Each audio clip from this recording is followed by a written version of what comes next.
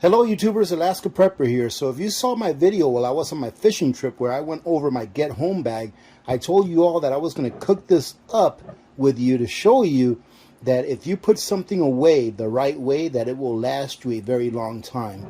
Now this right here is this kind of rice, all right? And this is probably one of the very first things that I ever dry canned. And as you can see here, I dry canned this all the way back in December of 2012. And it's been in my vehicles ever since, all right? First, it started out in my little car when I first got here, and then it switched over to my truck's get home bag. And as you can see, everything in here looks pretty good. And to tell you the truth, I don't remember if I even put an oxygen absorber in here. I do know that I put the label from the box of rice that I got. You can see it right there. So they could show me the nutritional information, and then I put the instructions in there. However, just in case I didn't cut out the part that tells you exactly how much water you need for how many cups of this, I read this one right here. And this box right here is the equivalent of 1.5 cups of dry ingredients. And that 1.5 cups requires 3 cups of water. So I already put 6 cups of water in a pot, along with a couple of tabs of butter, because that's what it asks for as well. But we're going to go ahead and open this up. I'm going to put some of it in this bowl just so that we can see what it looks like. And first, I want to see what it smells like, because if it smells off, I'm not going to bother cooking it.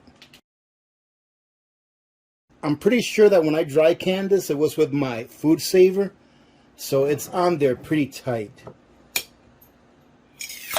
And you could hear that nice suction sound as soon as we open that. And here's what it looks like inside. Let's go ahead and take this tag off. It looks really good. Let's give it a smell. Man, ladies and gentlemen, I'll tell you what, it smells just fine. It doesn't smell off or anything. It smells just like it's supposed to smell. So I'm going to go ahead and put 3 cups of dry product in here. And as it's coming out, we'll see what it looks like. Oh, there's the oxygen absorber, and here's the instructions. Here's the oxygen absorber. So I did put one in. It looks like it was a 50 cc, and you know what? It's still nice and powdery. So when you use a food saver to suck, to vacuum seal these jars, it actually preserves some of your oxygen absorber. However, I would not reuse that oxygen absorber. So here's, I used 2. There you go. That's the second one. I think that would probably be it. That there is 1 cup. And there you go. We're just going to make a 3-cup serving. This right here looks like it's maybe 1 cup. We're going to make the 3-cup serving. See how it comes out? Let's bring it over to the stove. And before that, ladies and gentlemen, here's a close-up. You can see that this is all the spices in it. And it really does smell good. This does not smell off at all. And let me tell you real quick before we go to the stove why I wanted to do this video. So many people are afraid to use their preps. Now, I recommend that you rotate your preps, but I do a lot of experiments. I think I've got like 3 or 4, maybe 5 experiments going on right now as far as how long food will be good for and what type of environments and conditions. And like I said, this jar right here has been in one vehicle or another that I've driven for the last almost 10 years. This one jar. And all I did to preserve it was vacuum seal this along with a couple of 50 cc oxygen absorbers. All right, so that's all I did, and then I made sure to vacuum seal it, and I kept it inside the vehicle, which means that in the wintertime it was at extreme cold weather, and in the summertime during those months here in Alaska where it gets like around 70 or 80 degrees, it gets a lot hotter inside the vehicles. But as you can see, so far so good. All right, let's bring it over to the stove. And ladies and gentlemen, this is a great thing to remember if you ever do this yourself. Make sure that you cut out the instructions and cut out the nutritional information. That way you can have it to reference just in case you don't have any additional boxes like you saw that I had there. My wife actually just bought that other box that you saw there to try it out because it's a new flavor. But these boxes are pretty much all the same when it comes to how much water to add and butter. And this one pretty much mimics the same thing that it says on the box that I just showed you on the counter. So make sure that you cut these out and put them away. Alright, so the instructions say to just go ahead and add this to the water and then bring it to a boil. So we're just going to stir this around a little bit. And look at that, that looks really rich. I don't even remember what flavor it was that we got. I think this is like a rice and beans one, but I don't remember exactly what flavor it was, but I do know that it smells good and it looks just fine. I'm willing to bet that there's absolutely nothing wrong with this, ladies and gentlemen. Almost 10 years. I was going to wait till December, but you know what?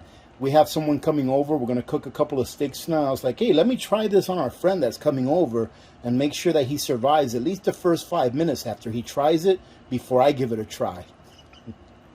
Just kidding, ladies and gentlemen. I would not do that. I'm actually going to try this here before he gets here. Or if he gets here, I'm going to try it first so I can show you all what it looks like. So I'm going to go ahead and cover this really quick and let it come to a boil. And then we need to let it go to a simmer for like 25-30 minutes. And now the instructions say to only let it simmer for like 25 minutes. But being that this is a double batch, I went ahead and set my timer for 30 minutes. So now that it's come to a boil, I'm going to give it one final stir here. Make sure that there's no clumps or anything like that. And then I'm going to do what I always do when I cook rice. And that is, I put the lid on. I go ahead and turn off this big burner. And I turn the small burner in the back. And then I go ahead and put it back there. Well, ladies and gentlemen, it is done. I actually ended up adding about 5 minutes to the time. So I cooked it for a total of 35 minutes instead of 30. All right, so let's open it up. I already opened it up and stirred it because, like I said, I added about 5 minutes to it because there was still a little bit of liquid in it, but I think it worked out really well. And please forgive me if you hear that noise in the background. That's my air fryer going. Got a couple of steaks in there. And take a look at this. This came out pretty good, actually. It looks pretty well cooked. For my taste, I would rather have it a little drier, but this is fine. I think that this is how this kind of rice is meant to be eaten, a little bit wet like this, because I did put the amount of water that they asked for. So I didn't overwater it or put more water than what they asked for. So I think this is just how it's meant to be eaten. So let's go ahead and give it a try. Wow, you can see all of the vegetables in there still. There's some peppers in there that I can see. Let's see if I can grab some so you can see it. I mean, it actually looks appetizing. It doesn't look off-putting, and it smells pretty good. Ladies and gentlemen, that came out really good. I mean, it's a little spicy too. It's got a little bit of kick to it. So the one that I packed away must have been one of the spicy kinds, but it's actually really good. I mean, 10 years, ladies and gentlemen. You could pretty much say 10 years. Even though I packaged it in December of 2012, which means that the 10-year mark is 6 months from now, that rice was probably sitting in the box that I took it out of before I dry canned it for a good 6 months, if not more. So you could say 10 years. So that just goes to show you that if you put stuff away the right way, package it the right way, even in extreme environments, like in the extreme cold and the heat of the inside of a vehicle in the summer, your food is going to last.